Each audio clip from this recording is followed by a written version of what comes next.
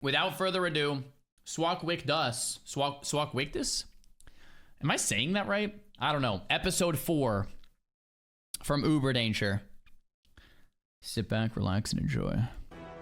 Open door in 5, 4. Now.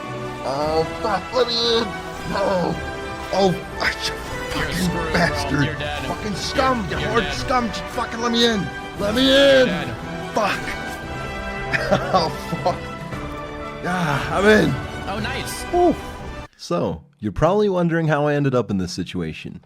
Well, last time, our hero fought bravely to overcome harsh perils and tough times, completing Black Fathom Deeps in Ashenvale and flying off into the distance. So how did I end up storming Scarlet Monastery, a dungeon way above my pay grade, wielding an extremely powerful weapon, with a group of gnomes, one of which I hold a lifelong grudge towards, who through a series of events I'll explain later, ended up unequipping all his armor to sit down and enjoy a regular day in World of Warcraft. Not the naked gnomes again. And then, the Fire Nation attacked.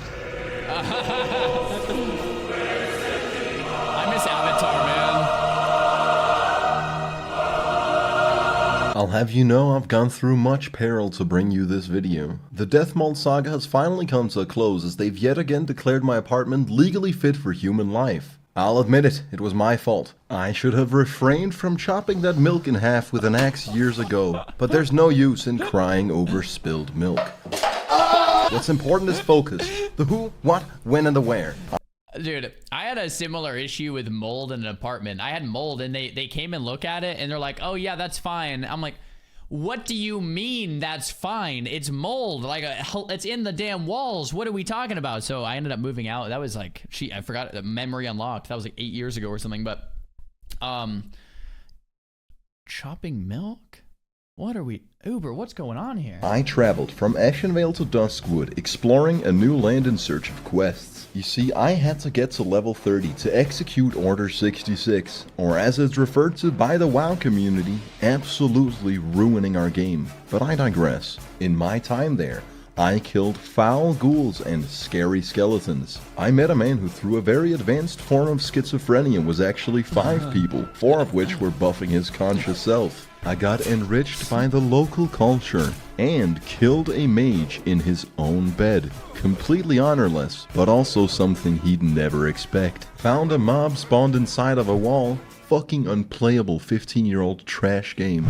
Became acquainted with what the locals refer to as the situation, and I made an enemy who I harbor great negative emotions towards. I saw a bunch of people posting in the chat about this one rogue who was just terrorizing this relatively low leveling area. When he finally got to me, I couldn't believe it.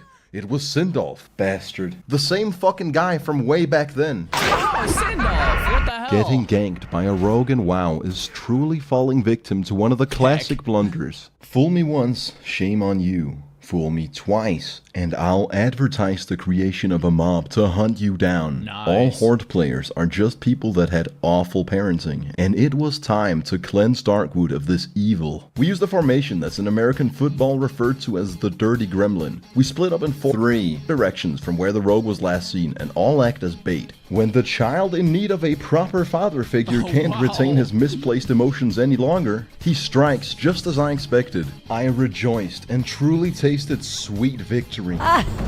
Sindolf should have known never to start a land war in the Eastern Kingdoms, but only slightly less known is this.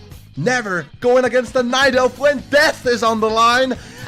He killed me and logged off. And then I did something despicable. After reaching level 30 through various means which I'm not legally obliged to disclose, I went scouting for a guild, not because I lacked companionship, but rather because I was gonna take them for all they had. You see, at level 30 you get access to your warrior quests, which if completed give you access to Berserker Stance and the Whirlwind Axe respectively. Now through traditional means one couldn't possibly begin to take on these tasks at level 30. That is where the guild comes into play. You see, warriors suck so fucking much at leveling that they almost sort of default into being the best scaling class in the game. It's quite unimpressive when you think about it. Here's my math. Due to the lackluster experience, warriors are in high demand, and guilds are oftentimes very invested in helping their warriors progress to a point where they can raid. Here's where the aforementioned ruse comes into play. I joined a guild and convinced this poor soul to help me through the entirety of my warrior quest chain, which requires a couple steps. First, we have a stern talking with our warrior class trainer. Greetings. Who tells us we need to travel to a faraway island. With haste, I return to Duskwood and enter possibly the biggest world PvP clusterfuck in the game, which both thematically and geographically is almost entirely like Vietnam. One of the actual Blood Moon STV event soon. It's gonna redefine all of this, bro. Inspirations behind this rumble in the jungle. Our goal is to make it to Booty Bay at the southern tip, where we'll not just pick up a flight path, but also take a boat to Merchant's Coast in the Barrens. I was terrified of all the Horde players, and I focused so much on avoiding them that I died to the mob. With a few minor incidents along the way, I managed to claw my way through the jungle and get to Booty Bay. Oh shit, that actually rhymes. That's actually bars. With the few minor incidents along the way, I managed to climb my way through the jungle and get to Booty Bay. But on the real though, compared to how much my friends and everybody in this game was hyping this area up to just be a death zone, the Horde players were actually surprisingly nice, just letting a low-level player pass through. I'll be sure to remember that, and I'll be kind to these Horde players once I reach level 60 and return to this jungle with 100 men armed to the teeth. But I digress. Now, if I'd jumped off the boat well ahead of time, I would have been right next to the island. Instead, I went mountain climbing for 15 minutes before realizing I went the wrong way. To then find out that there's a fatigue system in the game. You can absolutely exert all your energy and drown. In World of Warcraft, you learn something new every day. I finally make it to the island and speak to Clannoch Magleod, a reference to the musician, who wants me to kill Big Will, who's actually also a reference to the musician Big Will. After doing this man's dirty work, we learn Berserker stance and begin the hard part of the quest. We journey all the way to Hillsbrad foothills, tied to Helcular, up through the Alterac Mountains and speak to Bathra the Windwatcher, who gives us the WoW class quest equivalent to 40 shots of tequila at once. We gotta bring him 8 life root, 30 blood scalp tusks, and an essence of the exile. The life root is pretty. Imagine doing this on hardcore.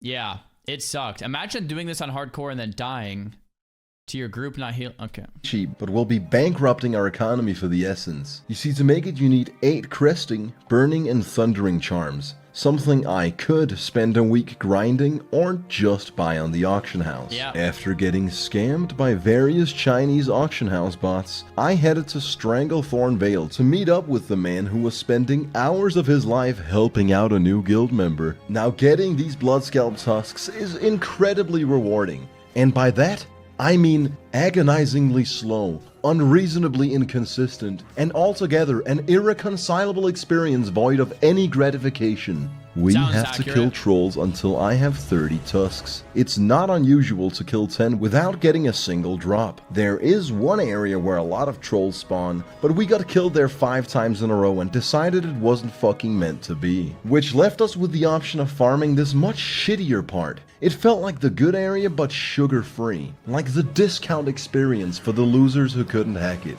This was diet tusk farming, and I wasn't having fun. In the jungle, there's no mercy. You kill people to steal their mob. You kill people to layer them. In fact, you kill people just cause you fucking can. It's not like you got anything better to do whilst waiting several minutes for a troll to spawn. I started farming these tusks at 1:30 AM, and it took a solid 2 hours before I had 30. By this point, my man had actively been assisting me for nearly 4 hours. Imagine if you couldn't buy the Thundering Crests and you had to farm them yourself, because solo self found, no auction house, by the way. And since no auction house, you have to also farm life roots, which takes like 2 to 3 more hours. This quest on SSF Hardcore is like an 8-hour or longer like experience. I've done it. Yeah, so like it's not bad. 2 hours, yeah, it's not bad. It's not bad. It really isn't. We then journeyed back to the Alterac Mountains to complete the final part of the quest. Okay. After Bothron cooks up a potent concoction, we perform the summoning ritual. And then replace it with Bonebiter, yeah. After which, Cyclonian kills us immediately. It wasn't even close, we definitely needed assistance. I looked through my friends list and the only person online was Larry6, the infamous gnome of doom. I swallowed my pride and asked for his help. He obliged, and with the help of a couple people from my guild, we finally managed to take down Cyclonian. I turned in the quest and was finally the proud owner of the Whirlwind Axe, a weapon so goddamn good for my level that it should be illegal to wear at level 30. After receiving the axe, I told my guild it's been a pleasure doing business with them and immediately left the guild. Bro, Swock? Hold What on, an asshole, Darkness just texted me. Larry and I agreed to meet up some other time to settle our differences, and it was at this very moment that I started rising to glory. You see, I checked my mailbox. Abortion sent us a letter titled, "Got Milk," containing 235 glasses of milk. He also included a second package with 5 pounds of flesh, troll sweat, mystery meat, and vision dust. You know what to do with these. Fuck sent us 69 silver to compensate for what he did in Dead Mines. This letter was titled, "Mental Disability. Crap. Here's 2 gold for the trouble, you poor rascal." Huckster says use these to beat mages and sends me 2 free action potions and 2 swiftness potions. These will come in very handy. Yeah. Diarrhea says, "Wear a shirt, you filth. I humbly accepted my new garments. Mind if I put my sweet nectar in your moist cornbread? Please don't message me again." And Rurik makes a generous contribution to the crusade. These 10 gold will be spent very well. I'm gonna invest them in goblin rocket boots that might blow up and getting e-drunk with presumably women. Speaking of presumably women, I got a promiscuous letter from Big Titty GF, who sent me some of her homemade cheese. I told her it was disgusting and sent it back. And now it was time for a dungeon, not the— Bro, that is such different fan mail than I receive. Usually people send me letters, "Hey Czar, love the content, keep up the YouTube uploads and I'll remember to Twitch Prime every time it's off cooldown." Like, I've never had stuff like that. That is wild. Half of those references I didn't even get, man. The one from the intro, we'll get to that, but rather it was time to bludgeon our new axe on Gnome Ragan. The only dungeon in the game where almost every single enemy is a gnome, a dungeon I chose for no particular reason. Starting time 1 AM. Catchphrase, here we go again. If God is real, amen.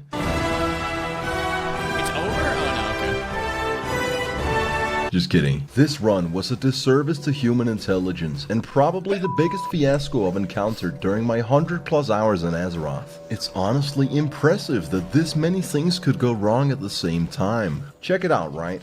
I couldn't get the first keycard to drop, probably because of a bug, but possibly due to unfathomable bad luck. So no quest XP for me. Later we survive an ambush, after which Blastmaster Shortfuse sets off an explosion and closes the entrance to the tunnel. Somehow, I managed to walk through the rubble just at the moment before the invisible wall gets put into place. And there I stood, completely soft-locked. What? I didn't even know you could do that.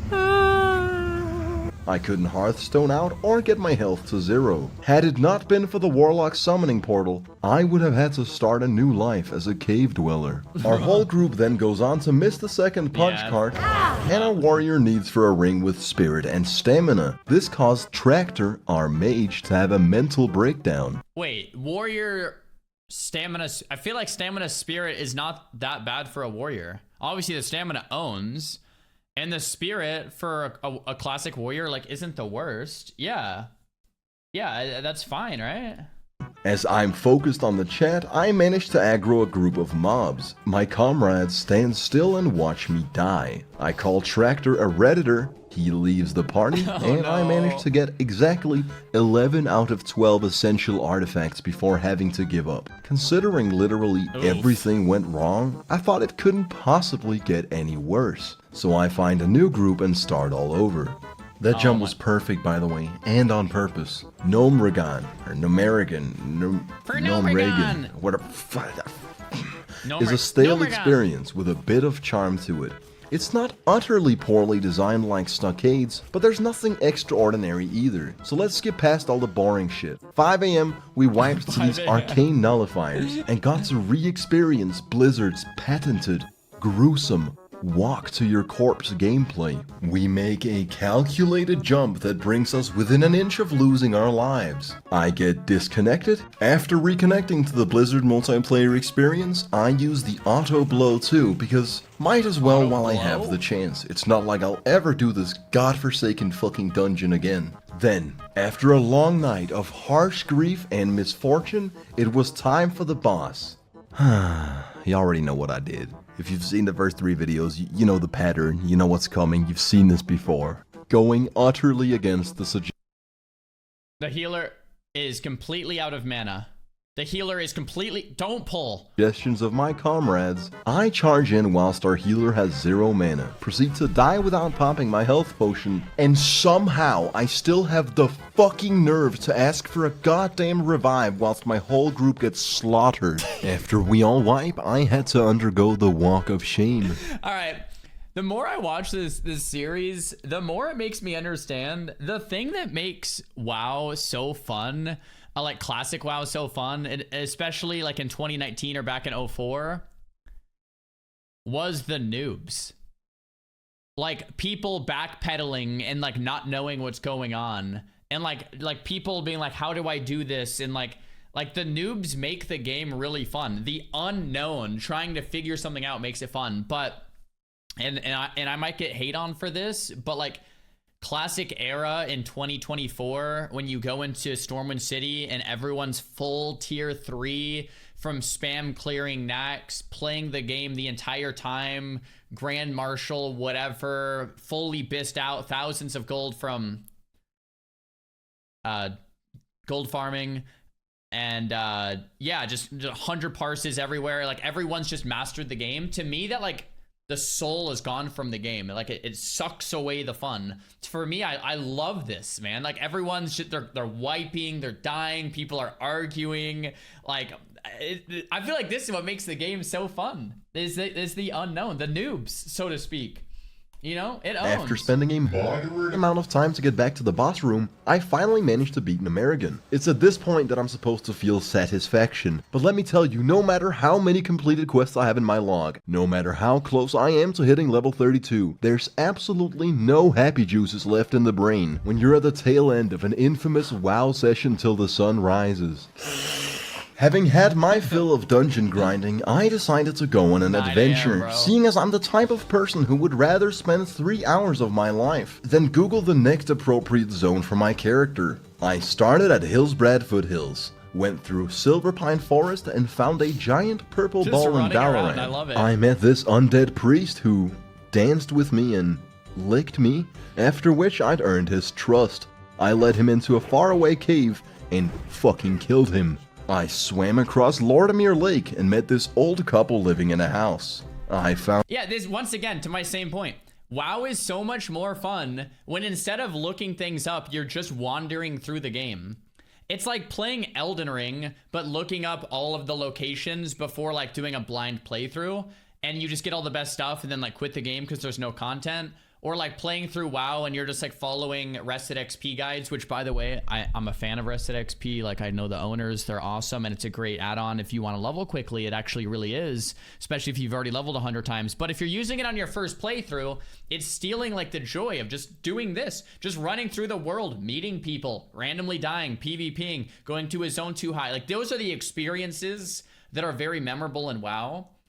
I guess my whole point here is, it almost seems like the internet, to some degree, being able to look up anything, like ruins gaming or like hurts gaming significantly.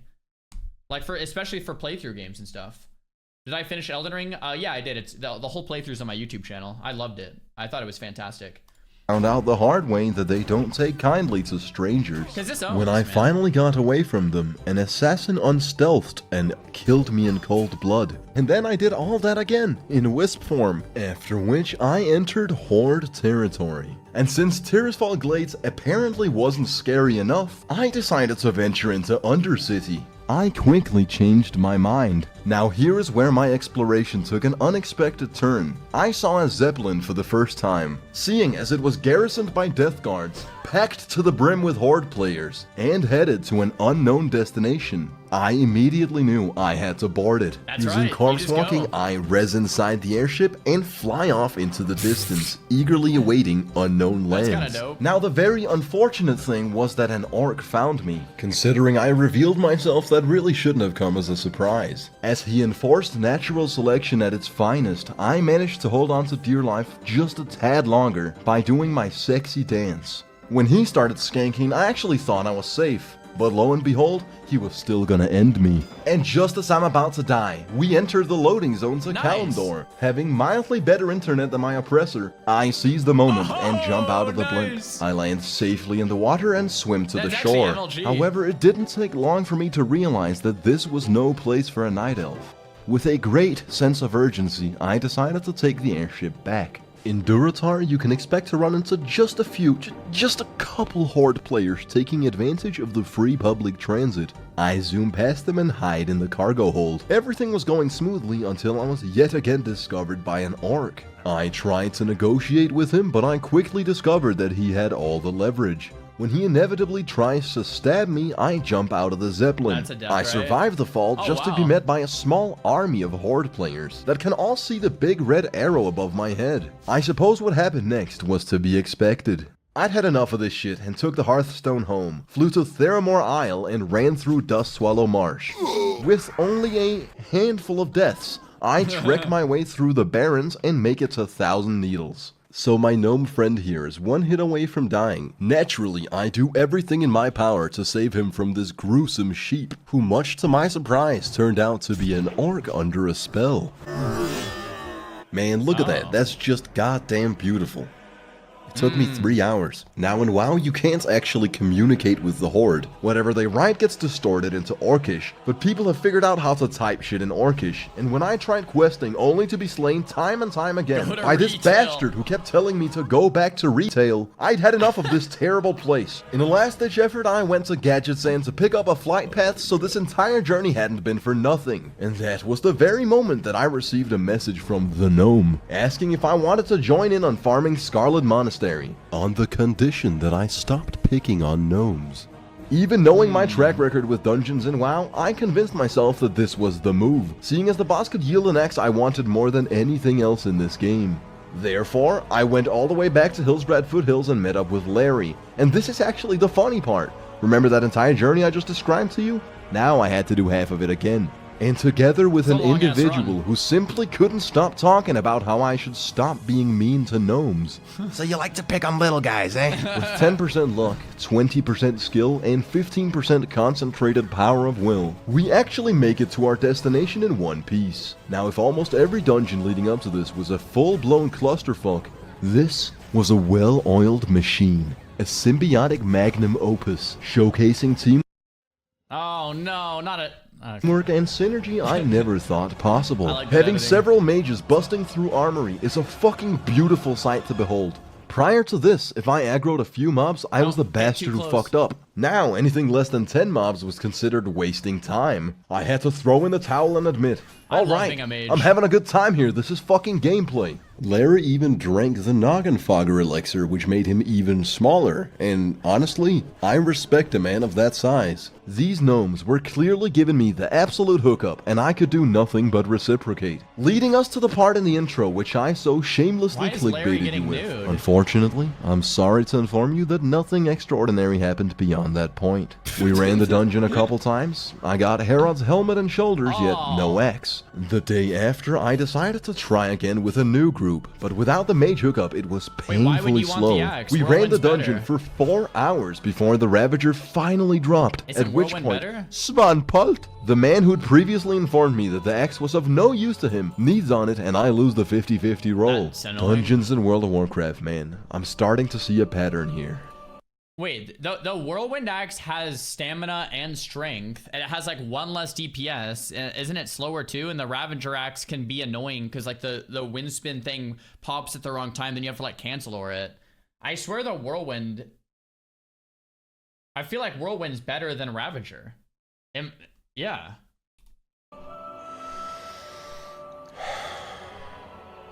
As a silver lining to end the video on a high note, I rekindled with my bangin' WoW GF Elizabeth. She'd been grinding the real world, resulting in a solid level deficit, landing me the power position in the relationship. Financially, I was a powerhouse. DPS wise, I was a primal fucking animal, and that's why they always come crawling back, especially if you don't tell them about the letter from Big Titty GF. Oh, yeah, true. Anyways, that's the end of our journey for now. Getting E-smashed with presumably women.